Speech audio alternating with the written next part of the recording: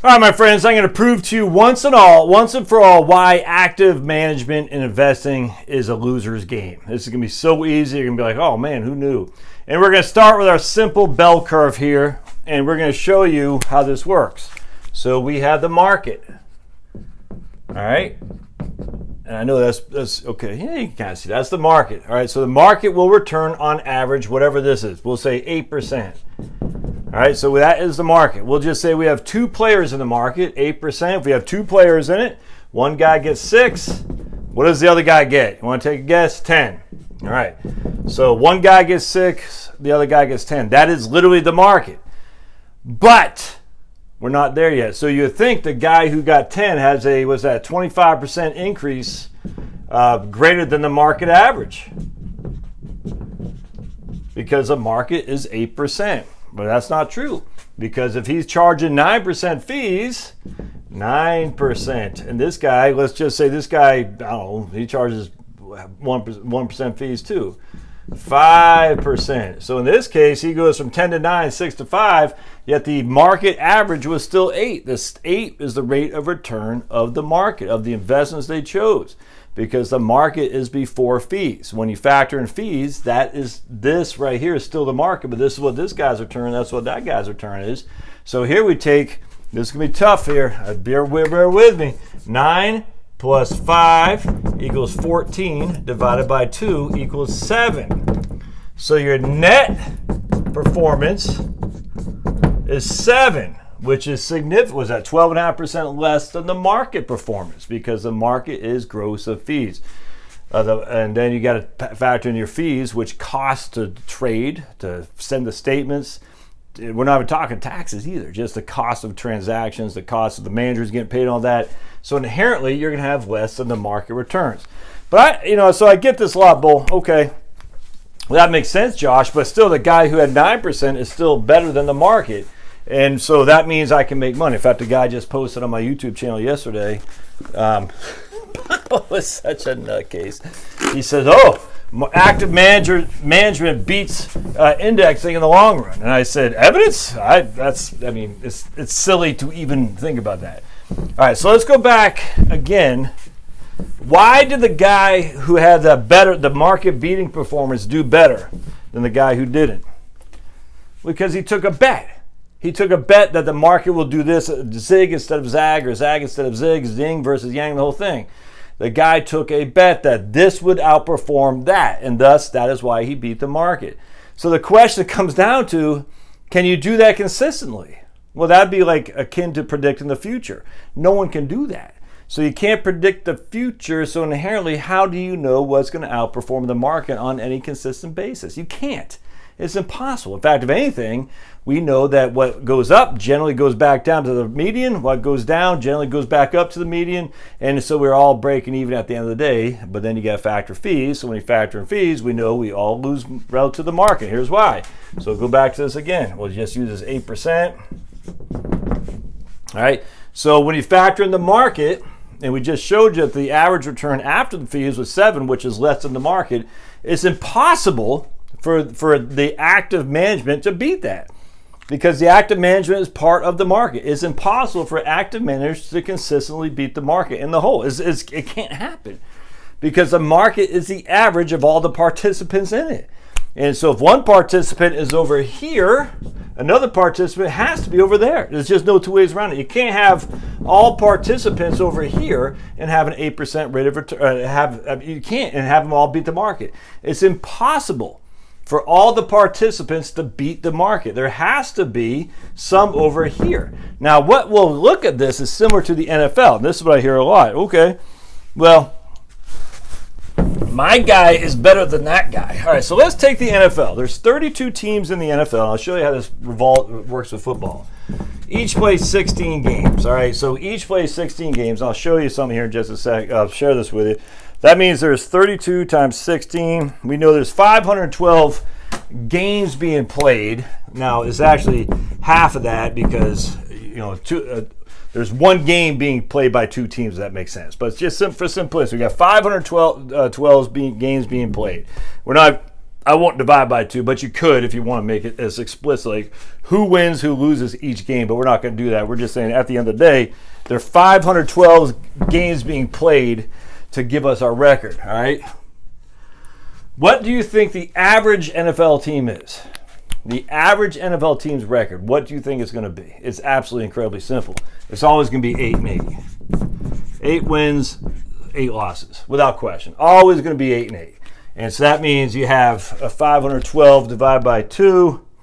You're going to have 256 wins and 256 losses, without question. All right, because we know if they're all competing. You can't have 258 wins and 254 losses. That wouldn't make any sense because where did the other 4 wins go? That means no one lost. That doesn't work like that. All right, so now let's go back to the bell curve and we'll say the average. So you get, it'll make sense here in just a second. You say the average team gets 8 wins.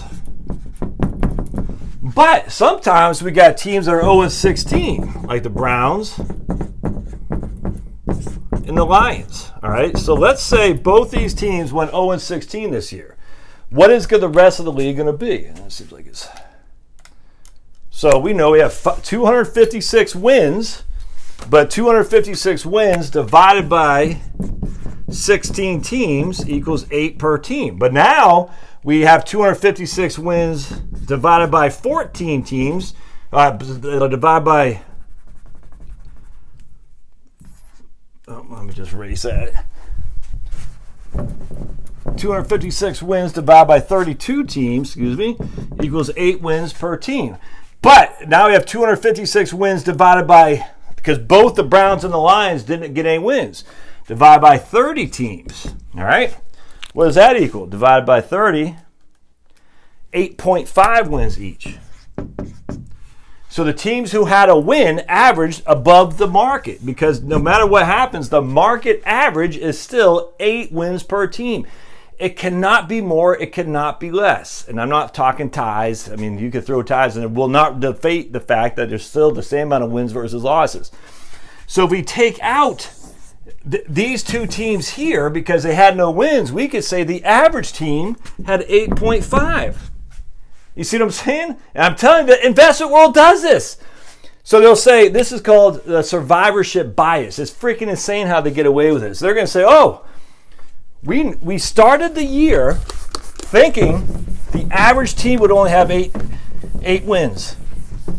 But actually, the average team had 8.5 wins because we eliminated the teams with no wins. So we said we started the year at 8 wins. That's what we predicted the average team would be. You have a bunch of guys over here, a bunch of guys over here, all's good.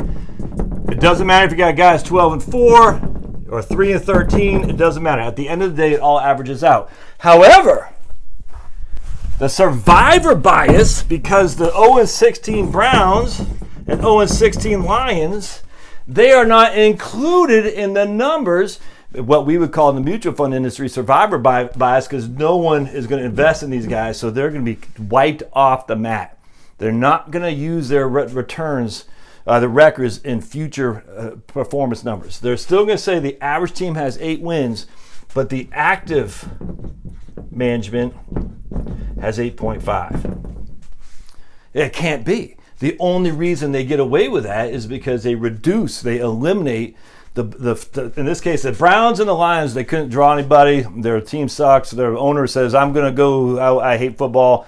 I'm going to go and buy an MLS team or something like that. So they get removed from the record book. That's called survivorship bias. And what we see here is that will make the average team have an 8.5 win to 7.5 losses. Whereas the market is still 8. The market is still 8. Even though you're like, wait a second, how could that have the average person have more wins than losses? It's impossible for that to happen. The only way for that to happen was you have survivorship bias, which is the teams or the mutual funds that underperform and then go bust, they fold or whatever. They are eliminated from the numbers, but yet we still keep the records of the survivors. Does that make sense? The survivors we still keep the records of. So in this case, we're essentially saying the team with no wins doesn't survive.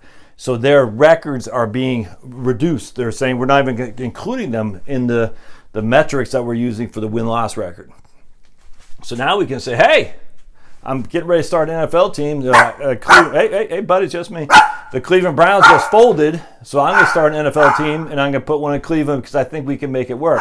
And the owner said, yeah, actually, you should because on average, the active teams, Pablo, on average, we outperform the market. So you should invest in the NFL because your team has a likelihood chance of beating the market. Well, how do you say that, Joe or Dan Snyder? Because look, the average team has 8.5 wins, even though the market is only 8 wins. And a fool would say, oh, okay, yeah, I have an average team, I have a likelihood of beating the market, so let me go ahead and jump in there because if I beat the market, I'll probably get more fans, I can sell more merchandise, the whole thing, and get more TV contracts. But you can't do it like that because you're totally eliminating the people who did not survive. That's called survivorship bias. The same thing happens in active management. Active management, they get rid of the funds that fold. There's actually another thing too, and I wrote this in my blog post about there's another thing they do. They put these funds out there initially to see if they get I can't remember what they call it, but anyway, the whole thing's crooked, man. It's crooked as can be. And then they say, yeah, that didn't work, so we're gonna pretend like this never happened, yet people's money was at stake. It's crazy. All right, so inherently, active management cannot beat the market. Let's just go back to investing. Because the market is before fees. And active management charges fees. In fact, I would even say, this is what I used to say to people who would argue in favor of index funds. I'd say, well, here's the argument in favor of active management. So we'll just say again, the market's 8, all right? That's the average market. And we got a lot of funds over here, a lot of funds over here, a lot of funds over here. We got funds over here, blah, blah, blah. And you're like, well, I want to be in this fund. I don't want to be in that fund. And I say, well, I want to be in index funds. I guarantee you, your index fund will be on this side. Guarantee.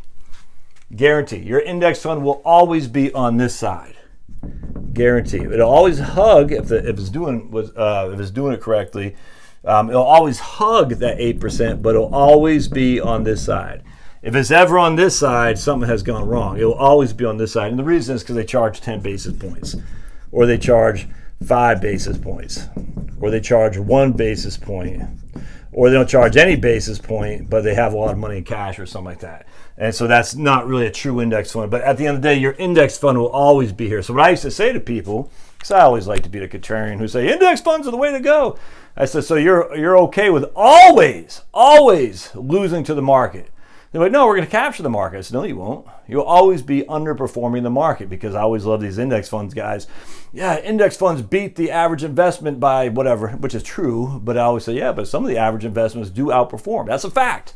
But if they do outperform, one guy outperforms, there has to be a corresponding underperforming over there. This is a fact. But then I always say, yeah, but index funds guaranteed to outperform because of their expense ratios.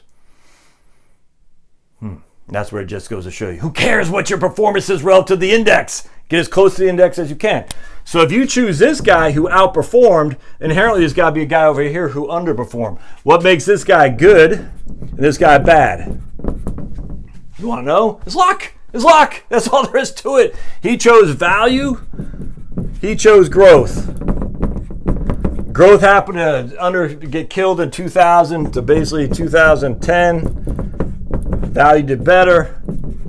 Now what's going on? This guy's over here and this guy's over here. At the end of the day, the market is still the market. They're still going to be average. You can't, the idea that your active fund manager has any knowledge that no one else does, can look in the future, is just bets. For him to outperform, he is taking a bet. Sometimes he'll be right, sometimes he'll be wrong, but that is literally speculating. Nothing inherently wrong with that, but he's speculating on the direction, and it's just a bet. That's all there is to it. And there's no other way around that. If you don't want to speculate, you truly want to invest, then you buy the market-based index, and you're done with it. So I'm investing in the market, come hell or high water, easy times, rocky times, I'm just staying in the market and the index, and I know I'll hug the average rate of return, I'll be off by whatever my basis point they cost me, but I'll be right there. And because of that, because there's no fees, on average, I will outperform the vast majority of funds out there over a long time, because the vast majority of funds over a long time charge an expense ratio that, plus their lack of ability to gamble correctly all the time, will incredibly mean that they will average 7% net of fees.